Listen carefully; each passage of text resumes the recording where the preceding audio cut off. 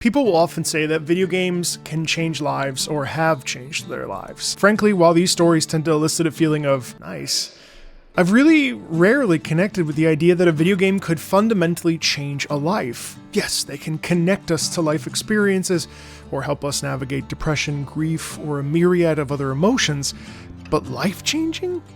That feels hyperbolic at worst and performative at best. If it's true that video games can actually influence and truly affect lives, how do we know when lightning will strike? Is there a specific game, a specific moment in time when a game arrives in your hands that suddenly everything makes sense? A piece of music? A sequence in your game that rewires your brain chemistry? What is it? What is the psychological force that can reset your brain codes and make you realize you've just had a life-altering experience? Well, this is the story of my brain-altering, ultra-hyperbolic, life-changing experience with the Ace Combat series. I'm not going to lie to you. If you're not an Ace Combat fan, one, you're probably like, why is this man constantly talking about Ace Combat? It's just a plain game. Every video he has where he introduces non-gamers to video game music, why is it constantly taking up a slot to talk about? But really, I hope you're like, okay, Ace Combat? Life-changing? Okay, how? And if you're already an Ace Combat fan or veteran, well, I don't have to explain this to you. People have told me they've become pilots, gone to work in aerospace, and more because of the life-changing experience of playing Ace Combat. Each story unique, personal, and I think touching in ways that really can't be described. How a single franchise can affect so many of us. For me, I first set my ears on Ace Combat when a patron asked me to listen to Zero from Ace Combat Zero. I was admittedly ambivalent. To be candid with you, Ace Combat, the playing series, there's simply no way that this game is going to have music that I connect with or think is good. Spoiler, it launched an almost psychotic obsession with the series and its music. The damn song starts with these strings slowly ascending to the heavens, flamenco guitar wailing, horns shifting, notes increasing in tempo, random horns, and launches into sharp strings, emphasizing the power of the moment, the conflict of the duel with Pixie. Out of nowhere, flamenco guitar supporting an effervescent, beautiful soprano vocal that rides into the stratosphere.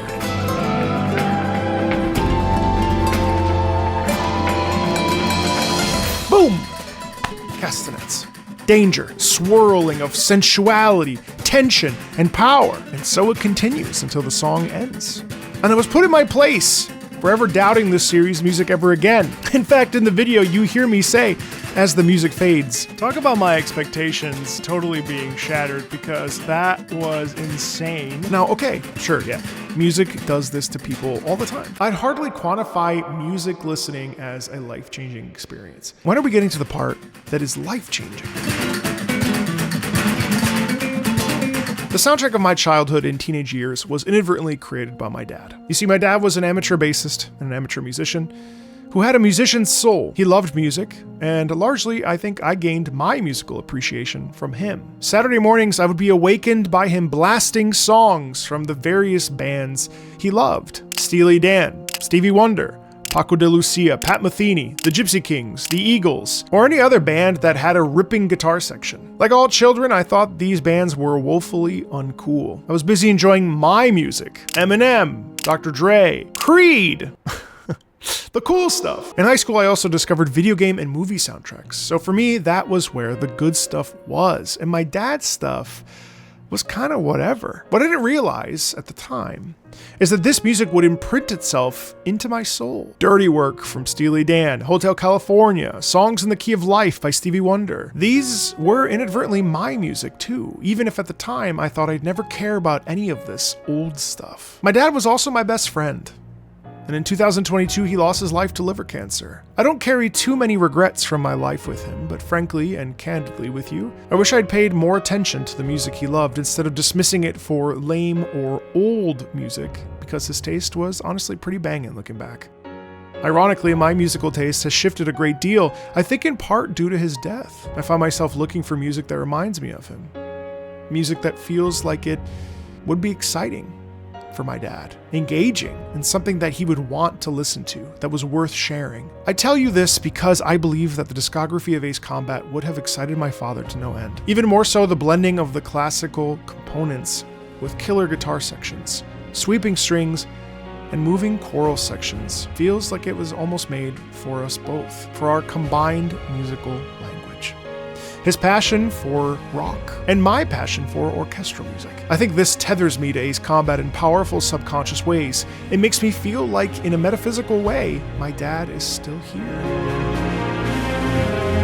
I think of the slow blues guitar in Drag Racer that starts with those subtle riffs, only to be swept up and into the sky with the incredible string section morphing into the Daredevil motif.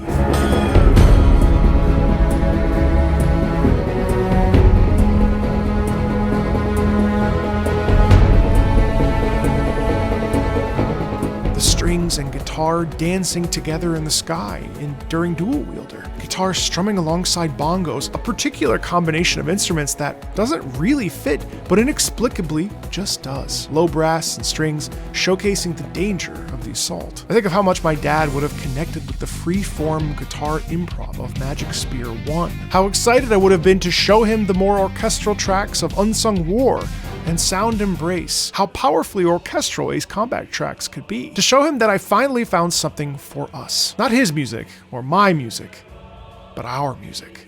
Something we could share with and delight in. Something to connect us.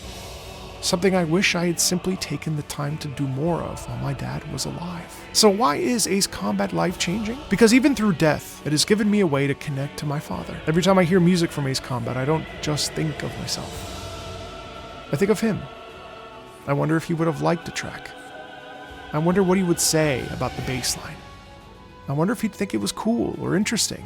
Would he get into it?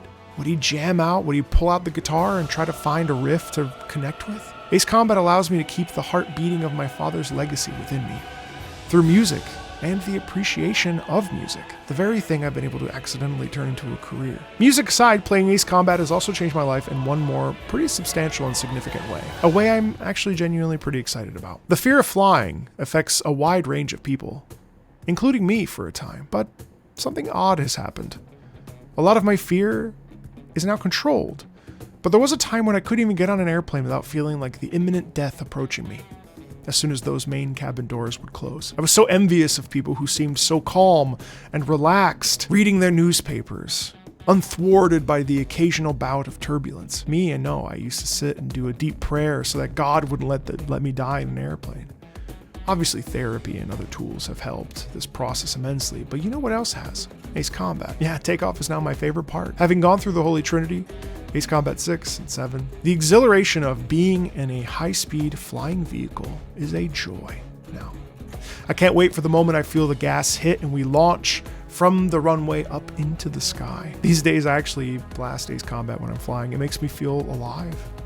It gives me such a sense of freedom that I never believed was truly possible for me. And while sure, medication does help, I really believe that playing a lot of Ace Combat has given me a renewed sense of vigor and passion for flight. And, yeah, cured me of my fear of flying, commercially anyway. Not sure I'm ready to hop into a jet myself. It's not something I would have ever anticipated would happen, but I'm grateful that it did. Ace Combat has changed my life. It has brought me closer to the spirit of my father. It has brought me closer to the spirit of myself. And it has given me the opportunity to enjoy parts of my life that I previously feared and even loathed. It has shown a light on new perspective and given me my own opportunity to spread my wings and take to my own skies. And I think that is a beautiful and rare thing that is not altogether that common. Video games are more than what they appear to be. Sure, games ultimately are entertainment, but I truly and firmly believe they can heal, save, and give opportunities for growth if we're open to them. I think that's why I'm so adamant that people try Ace Combat. I know, on the surface it seems like a silly, plain game. And maybe there aren't any people that would even want to play Ace Combat watching this video, but it's so fun. And I think these games can actually really affect people.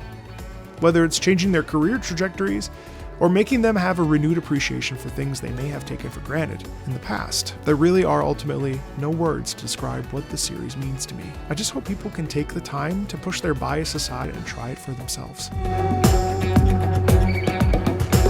Hope is another core component of what Ace Combat is all about. In fact, it has been pretty life-affirming as a glass-half-full kind of guy to experience the Hope Core, I believe, is inherently laden within the power of Ace Combat. The indomitable power of the human spirit, the rising from the ashes to be reborn a hero, and the willingness to commit to the fight for truth and for honor. Ace Combat 8's main theme seems to carry those exact ideals into the future of the series. It starts with an inherent tension in the percussion. Ha ha ha ha ha ha ha ha ha ha. The strings lightly climb. It is courage in the face of adversity, the willingness to push ahead despite fear, despite unknown circumstances. Then a voice comes in, a celebration of the sky, of the freedom of flight, of being able to be among the clouds. There's freedom here. It has perils, but wonders call like a wind calling far and wide. Suddenly, stillness in motion as the cymbal crashes and the guitar strums, funneling us through danger. With that sharp rhythm, the strings bowing constantly and with unrelenting motion, everything connecting for a moment before the entire orchestra rallies together in the afterburners of delight and joy, climbing up through the clouds, the sun's resplendent glory shining down on us as we push and hit the G's. This is a song of resilience, a song of soaring through danger, but to freedom, the unraveling of the self, the endless possibility of the sky. It is an anthem of joy and a commitment to seeing life in front of us and holding it. Sure, there's always going to be a challenge or adversity to conquer, but we will be held in the glory of freedom with flight and speed as our support. The performance from the 30th anniversary was really delightful, and I can't wait to hear the studio rendition and to hear the rest of what is sure to be a mighty, shocking, and potentially expectation-redefining soundtrack. Perhaps the whole experience might even be life-changing. Who knows? But I can't wait to find out.